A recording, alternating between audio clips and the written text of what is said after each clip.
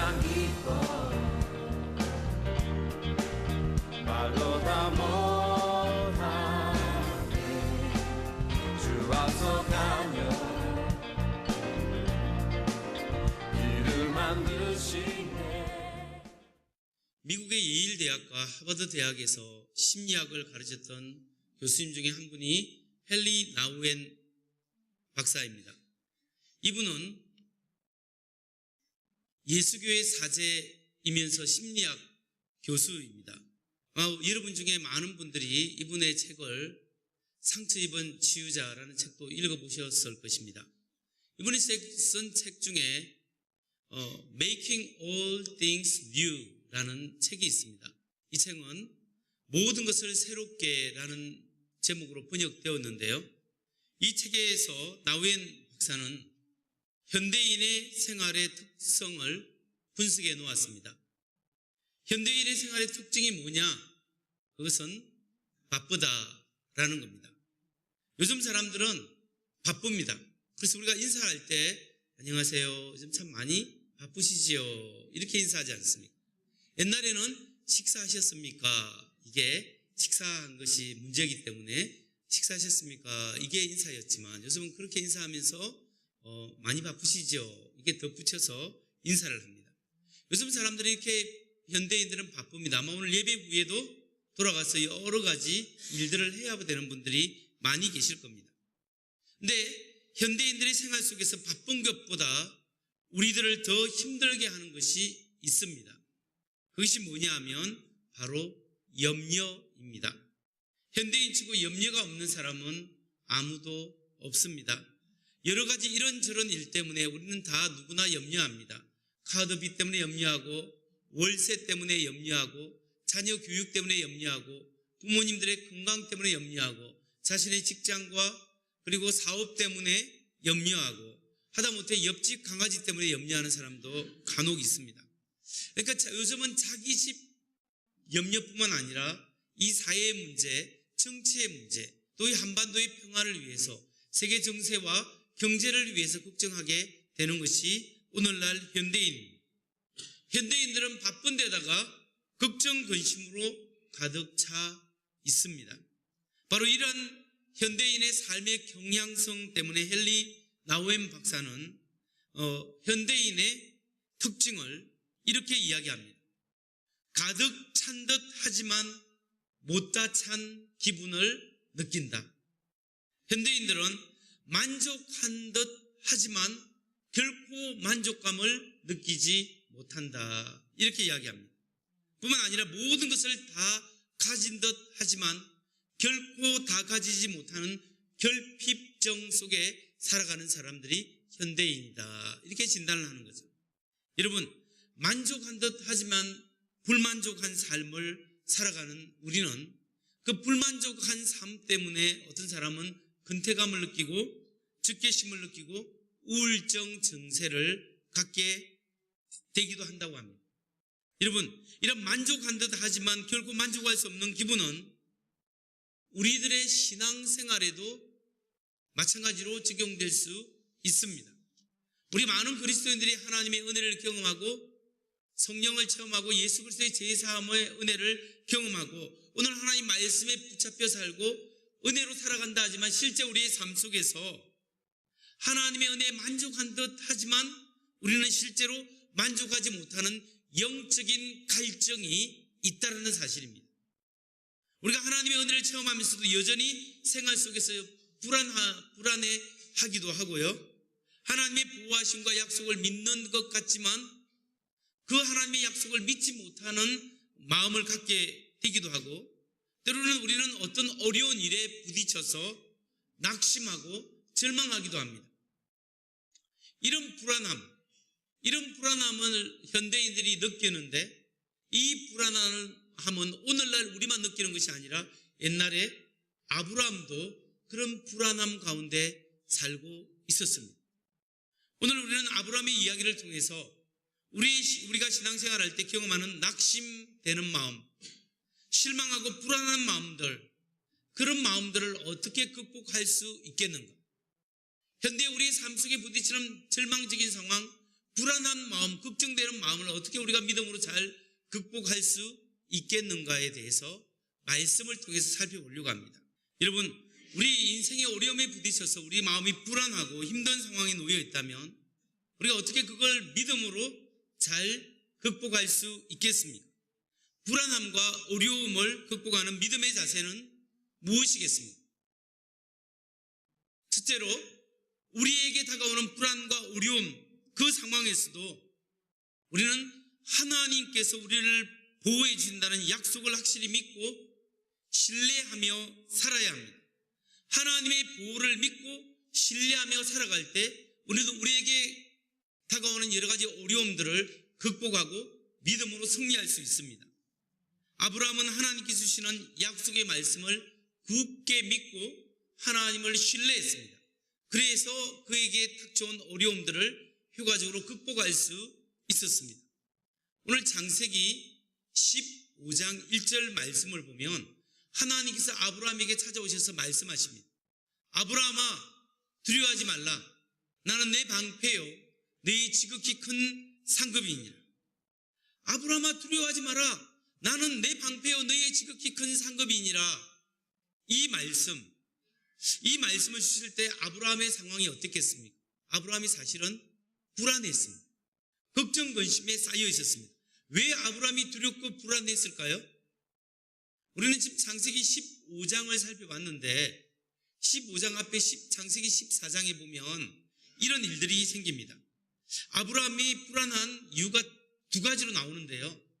하나는 생명의 위협을 느끼고 있었고 다른 하나는 하나님의 약속이 지연되고 있었기 때문입니다. 아브라함이 왜 생명의 위협을 느끼냐 하면요, 창세기 14장에 보면 아브라함의 조카 롯이 세상을 사랑해서 소알 땅으로 갔지 않습니까? 소돔성에 거했습니다. 근데 아브라함의 조카 롯이 소돔성에 거하고 있을 때 그 지역에 중동 전쟁이 일어났습니다. 시날 왕을 비롯한 4명의 왕이 소돔과 고모라 성을 비롯한 5명의 왕과 전쟁을 하게 되는데 이 4명의 왕이 소돔 고모라 왕을 이겨버립니다. 그러니까 이 성을 약탈해버리는 거예요. 모든 짐승과 사람들을 약탈해서 가져가는데 조카 롯도 포로로 붙잡혀서 끌려가게 되었습니다. 이 소식을 전해들은 아브라함이 집에서 일하였던 일꾼과 군사 318명을 데리고 계속해서 그 시날 왕을 쫓아서 올라갑니다.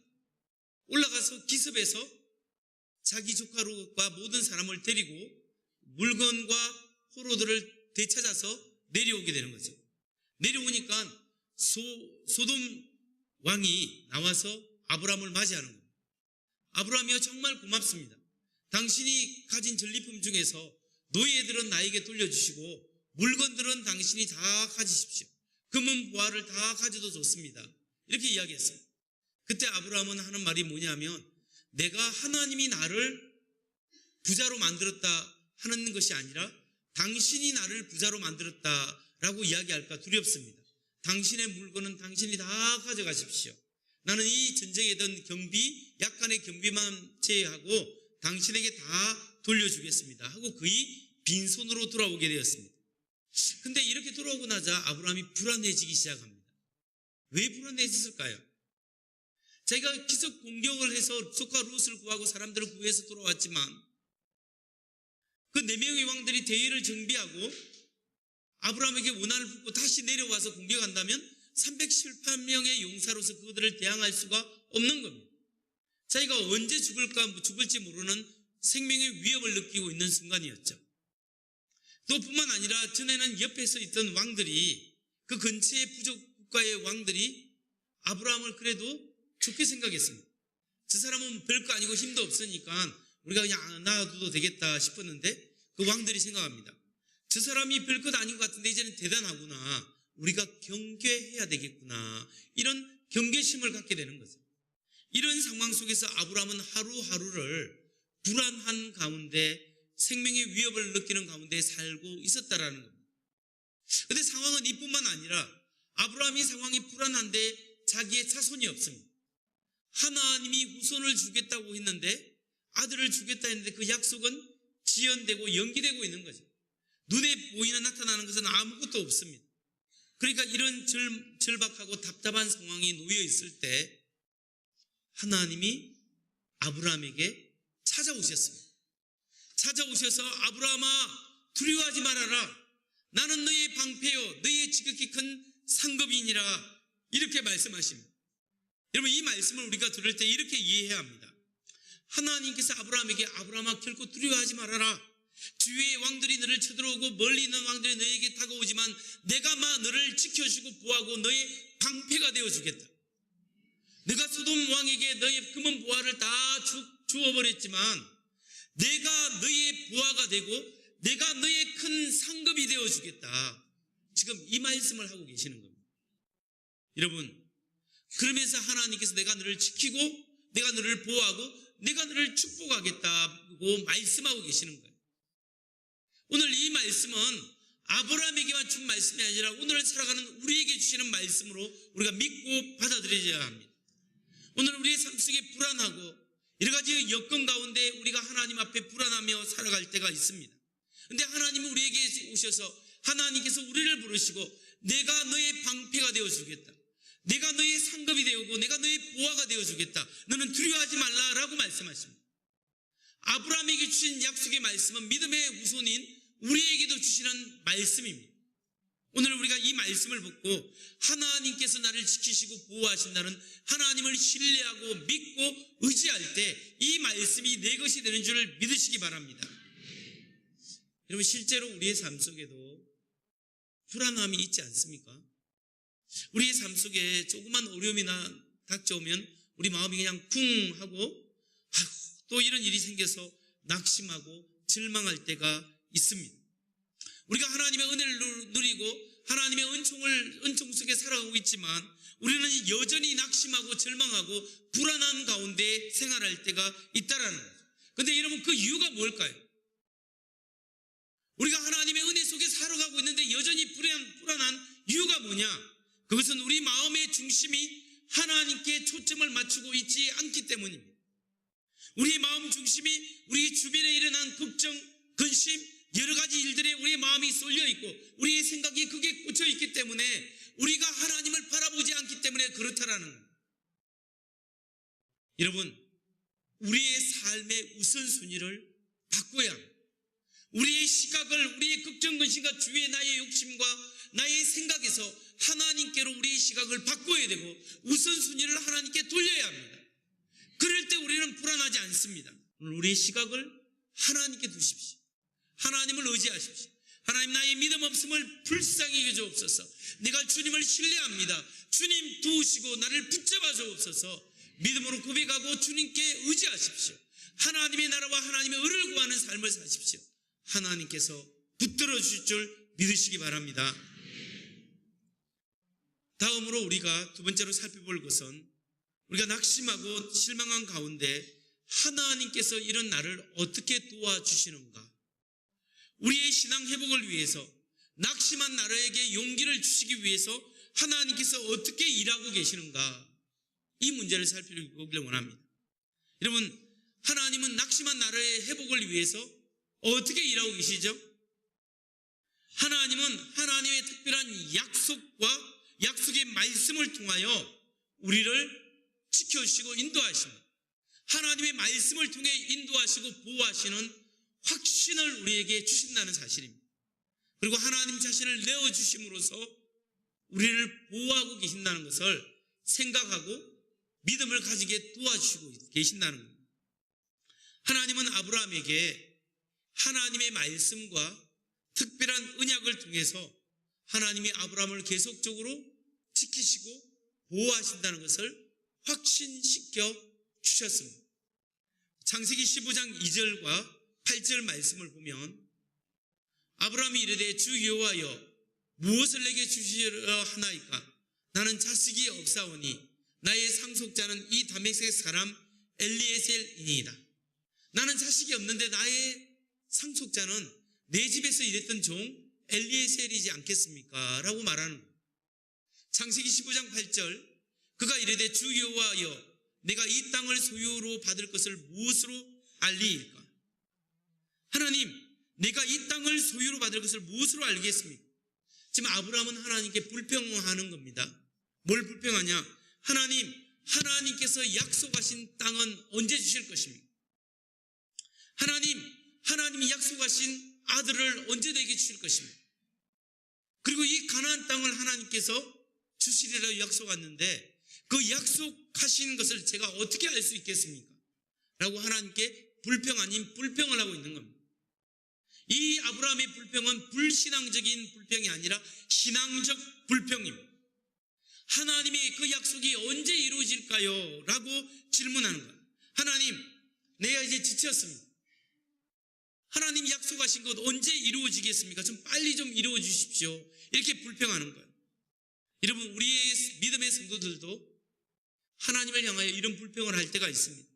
하나님, 내가 애타게 그렇게 평생 동안 기도했는데 왜 우리 집 사람이 이렇게 주님 앞에 나오지 않습니까? 내가 평생 동안 그렇게 기도했는데 왜 주님 아직까지도 하나님 내게 주신 그 확신의 말씀이 이루어지고 있지 않습니까? 주님, 언제 이게 이루어지겠습니까? 이렇게 불평할 때가 있습니다. 이런 불평을 우리는 무엇이라고 하죠? 기도라고 하는 거예요. 여러분, 하나님의 약속의 말씀을 붙잡고 때로는 우리가 기도할 때 불평으로 기도하고 감사로 기도할 때가 있습니다. 그렇지만 우리가 항상 하나님의 말씀을 붙잡고 기도하는 것이 중요합니다. 하나님께 말씀을 붙잡고 기도하면 하나님은 그 약속 때문에 우리에게 응답하시는 거예요.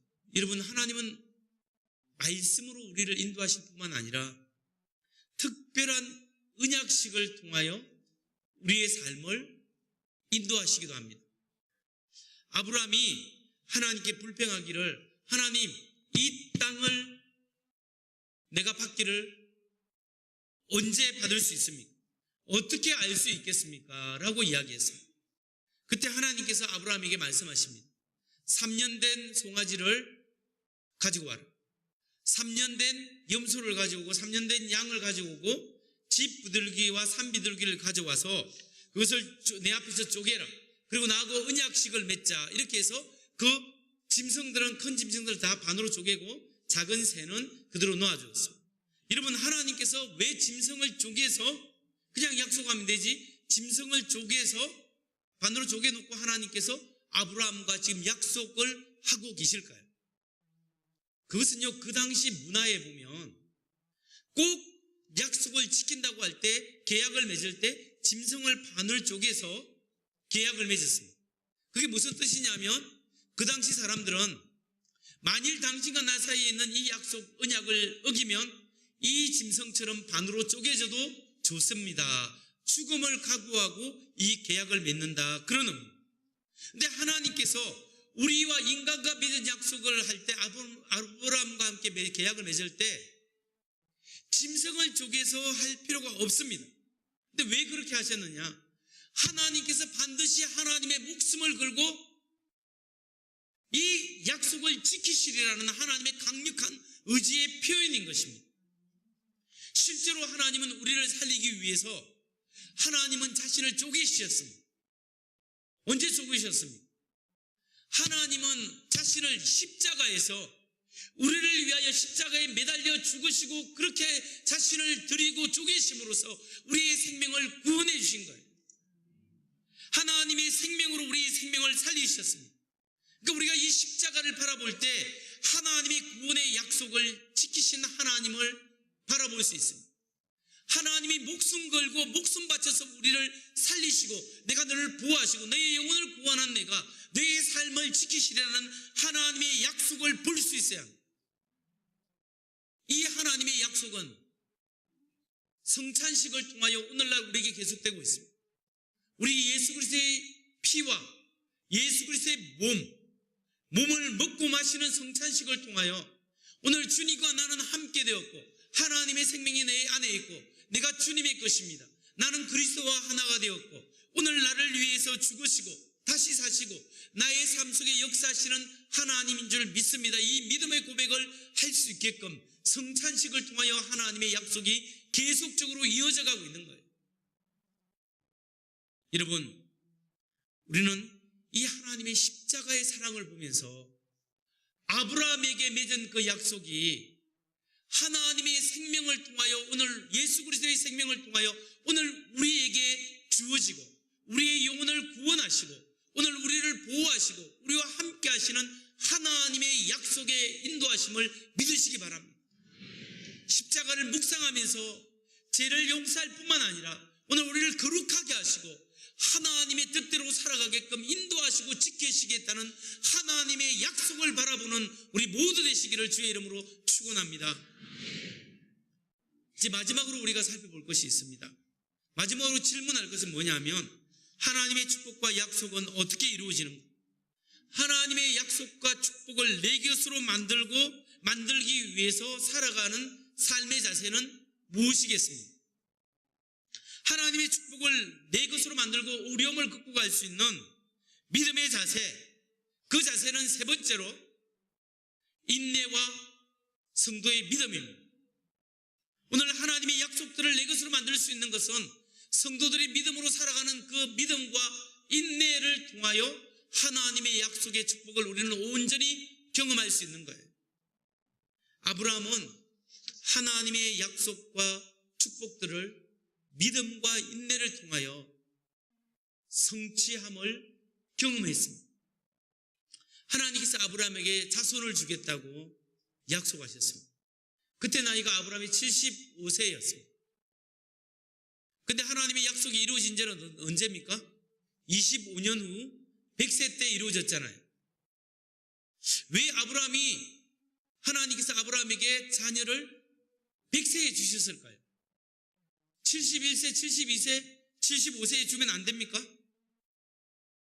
또 하나님께서 아브라함에게 가나안 땅을 그 후손에게 주겠다 했는데 창세기 15장 13절 16절에 보면 400년이 걸리겠다고 했습니다. 아니 그냥 처음부터 그게 살게끔 해서 자손이 늘어나게 하면 안 됩니까? 왜 400년 후에 그 땅을 차지하고 400년 동안 애굽에 종살이 시키고 그리고 나중에 이 땅을 차지하게 하겠다. 왜 그렇게 하나님께서 하셨을까요? 그 이유는 그들로 하여금 하나님을 경험하게끔 하기 위해서였습니다. 하나님을 경험하게끔 하기 위해서. 만일 하나님께서 아브라함에게 75세에 약속한 아들을 2, 3년 후 78세에 줬다면 어떻게 생각할까요? 하나님이 주셨지만 이것은 나의 능력으로도 될 수 있었을 거야. 하나님이 주신 것인데 인간적으로도 가능도 하지 라는 생각을 하게 되는 거죠. 그런데 100세가 되고 사라가 90세 되면 이제 태의 문이 닫혀도 한참 닫혔고 이제는 생산의 능력이 없고 이것은 하나님만이 할 수밖에 없고 하나님만이 할 수밖에 없습니다라고 두 손 두 발 다 들 때 하나님이 그때 주셨기 때문에 이것은 하나님의 은혜요 하나님의 기적입니다 라고 고백하고 하나님이심을 경험할 수밖에 없다라는 거예요. 400년이 지나서 애굽에 종살이하고 있을 때 도저히 헤어날 수 없는 그때 하나님의 은혜로 애굽을 탈출시킵니다. 그래서 이스라엘 백성들을 가나안 땅에 정착하게 하시는 거예요. 아브라함의 후손들을 가나안 땅에 다시 한번 정착한 것은 도저히 인간적인 노력과 혁명으로 이룰 수 없는 일이에요. 하나님이 하신 거예요. 그들이 그 출애굽과 홍해가 갈라지고 광야 생활을 통해서 하나님을 경험해야 되는 거죠. 하나님이 누구신가, 하나님의 백성으로 살아가는 삶이 누구신가를 그들은 믿음을 통하여 경험하고 인내함을 통하여 성취되는 것을 경험해야만 했다는 거예요. 그렇기 때문에 여러분, 그 인내와 믿음 가운데 당하는 고난과 아픔들을 때로는 우리가 그대로 감내해야 될 때가 있다는 거예요. 성도 여러분, 우리가 신앙생활할 때 고난당하고 시험당하고 연단이 오는 것을 이상히 여기면 안 됩니다. 오늘 우리는 그 가운데서도 인내하고 하나님을 바라보고 하나님에 대한 신뢰와 믿음을 가지고 나아가면 반드시 하나님께서 하나님의 때에 하나님의 방법으로 이루시는 줄 믿으시기 바랍니다. 그 믿음을 가져야 합니다. 그래야 하나님의 축복이 내 것이 되고 조금 안 됐다 해서 하나님 앞에 불만하고 하나님 앞에 믿음에서 떠나면 안 돼. 인내하고 기다리면서 믿음으로 살아갈 때 하나님께서 이루시는 것을 경험하고 하나님이십니다. 하나님이 하셨습니다. 고백하는 우리가 되시기 바랍니다. 오늘 믿음으로 하나님 앞에 큰 하나님의 믿음으로 바라보시고 하나님의 비전을 바라보십시오. 나의 인생을 향한, 우리 가정을 향한, 우리 자녀들을 향한 하나님의 비전이 있습니다. 그 비전을 바라보고 주님, 오늘 믿음으로 고백하고 간구하고 붙들고 기도하오니 하나님, 이 말씀이 우리 가정에 그대로 이루어지게 하옵소서. 하나님의 약속들이 반드시 이루어진 것처럼, 아브라함에게 이루어진 것처럼 우리에게도 이루어지게 하옵소서. 기도할 때 하나님의 약속이 이루어지고, 또 여러분이 하나님의 영광을 위하여 살아갈 때 하나님께서 붙들어 주시고 인도하시고 이끌어 주시는 은혜를 경험하시기 바랍니다. 그래서 위기의 순간마다 지켜주시는 하나님의 은혜를, 십자가의 은혜를 경험하시기 바랍니다. 하나님께서 우리 교회를 믿음의 사람을 통하여 세우셨고, 또 수많은 목회자들과 수많은 신실한 성도님을 통하여 89년 동안 오늘까지 살아오게 하셨고, 또 국내 선교와 해외 수많은 선교를 감당해 오셨습니다. 우리가 다시 한번 눈을 들어 하나님을 계속적으로 바라보고 하나님의 비전을 바라보고 오직 예수 세계 선교 영혼 구원의 그 비전을 계속적으로 바라보고 나아갈 때 하나님이 우리 교회를 통하여, 우리 가정을 통하여, 여러분 한 사람 한 사람을 통하여 계속적으로 하나님의 비전을 이루시고 하나님의 약속을 성취해 나가실 것입니다. 오늘 그 믿음으로 나 무엇과도 주님을 바꾸지 않겠습니다, 주님 은혜로 살겠습니다 고백할 때 하나님의 은혜가 여러분 속에 임하시기를 주의 이름으로 축원합니다.